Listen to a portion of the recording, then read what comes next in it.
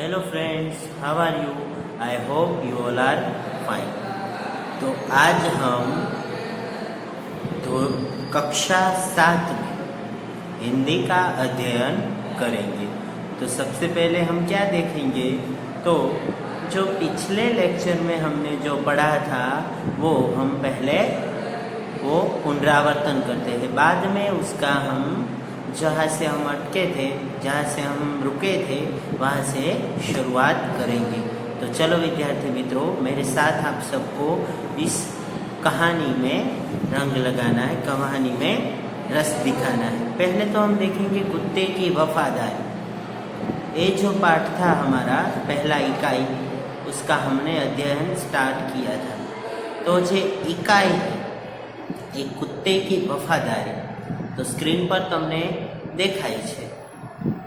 Screen पर आप देख सकते हो कि जो कुत्ता था उसकी समाधि कहाँ बनी हुई थी, तो पाटन जिले के राधनपुर गांव में। कहाँ बनी थी?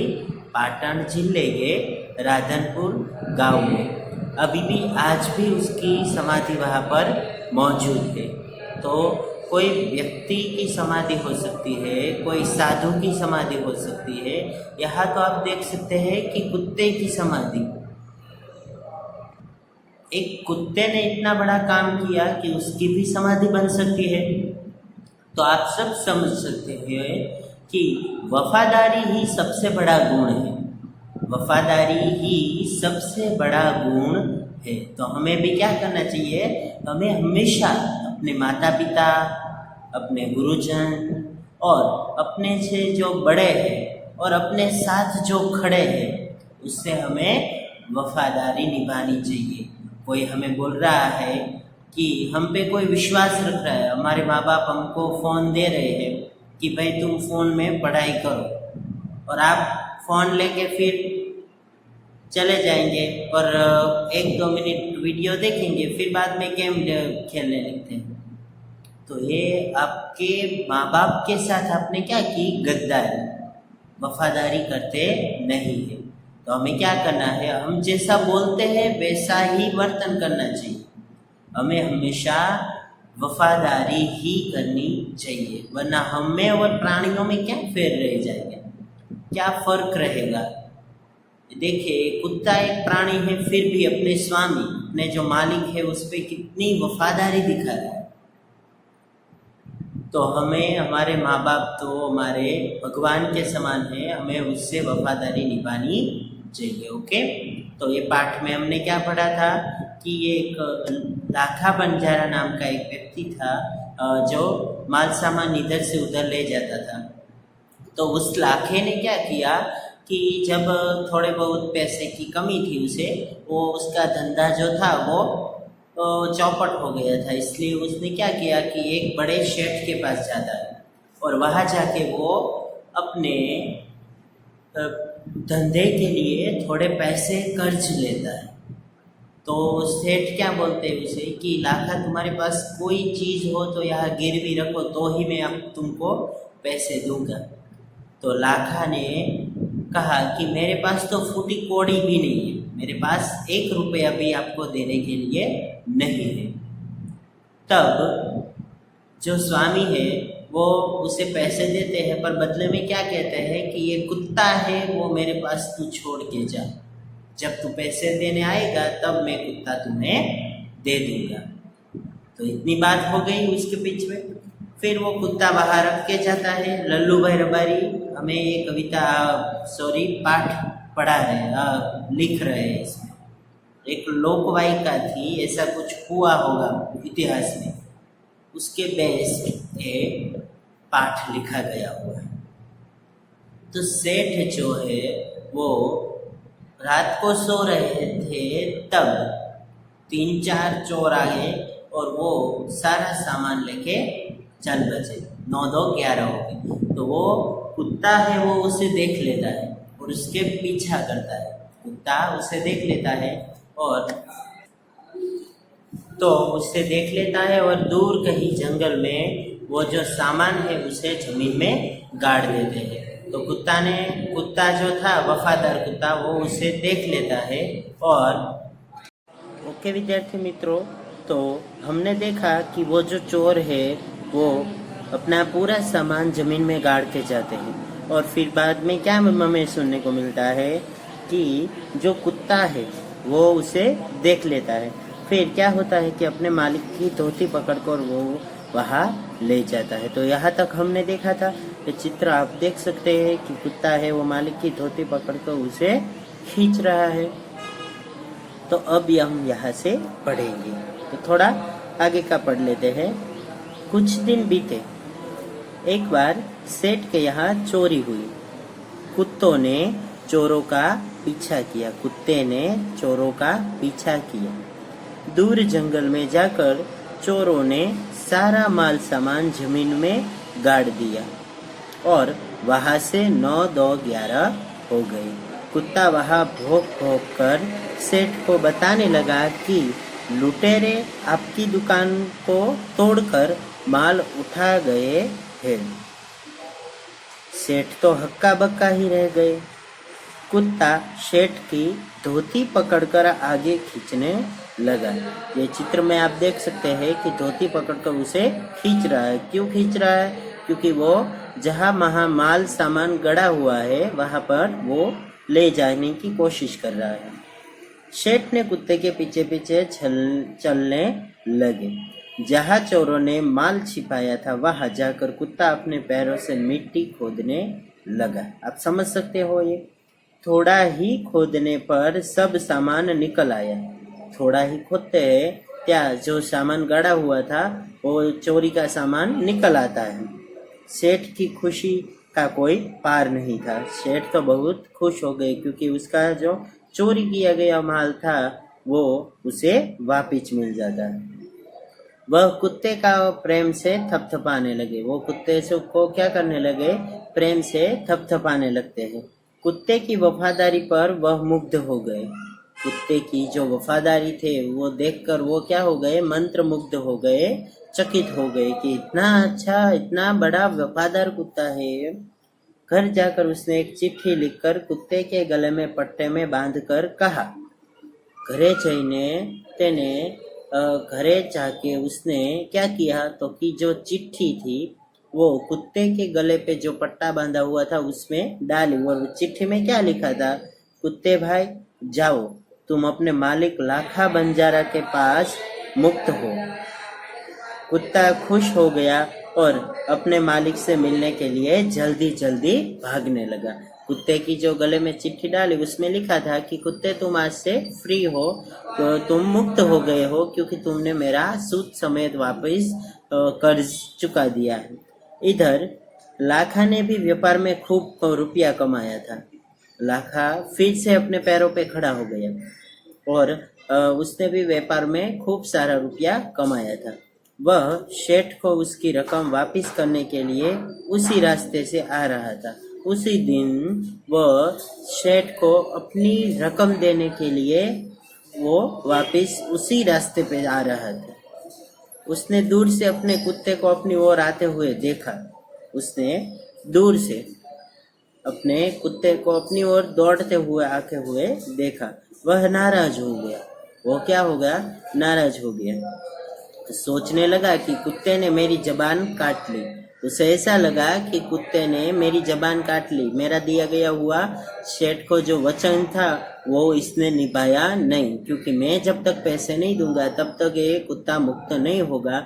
वैसा उसने मेरा जुबान रखी नहीं, मेरी जुबान काट ली। उसने बेवफाई की है। किसे लगा? तो लाखा को लगा कि इसने बेवफाई की है। अब मैं सेठ को क्या मुंह दिखाऊंगा? लाखा को लग रहा है कि अब मैं सेठ को क्या मुंह दिखाऊंगा। उसने आओ देखा न ताओ, बस कुत्ते के माथे पर लाठी का प्रहार कर दिया। जब कुत्ता आ रहा था तो जोर से कुत्ते की माथे पे लाठी से प्रहार कर देता है। कौन करता है? लाखा। कुत्ता बेहोश होकर गिर पड़ा। कुत्ता बेहोश हो गया और गिर पड़ा क्योंकि उसके सिर पे ही लकड़ी का मार लगता है। इसलिए लाखा ने देखा कि कुत्ते के गले में एक चिट्ठी बांधी हुई थी। लाखा ने जब कुत्ता गिर गया, बेभान हो गया, तब देखा तो उसके गले में एक चिट्ठी बंधी हुई थी। उसने इसे खोलकर पढ़ा। लाखा ने फिर पहले मार लिया, फिर पढ़ता है। लाखा, तुम्हारे कुत्ते ने मुझे सूद समेत रुपये लौटा दिए है। उस चिट्ठी में क्या लिखा था ये आपको खास याद रखना है।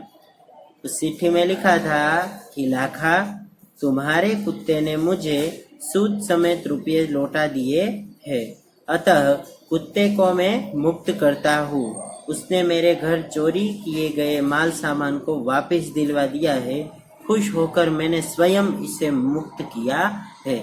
ऐसा लिखा था कि भाई तुम्हारा कुत्ता है उसने तुम्हारा सारा सामान, तुम्हारा जितना भी कर्ज था वो सूद समेत लौटा दिया है, क्योंकि मेरे घर जब चोरी हुई तो एक कुत्ते ने वो सारा माल वापस दिलवा दिया।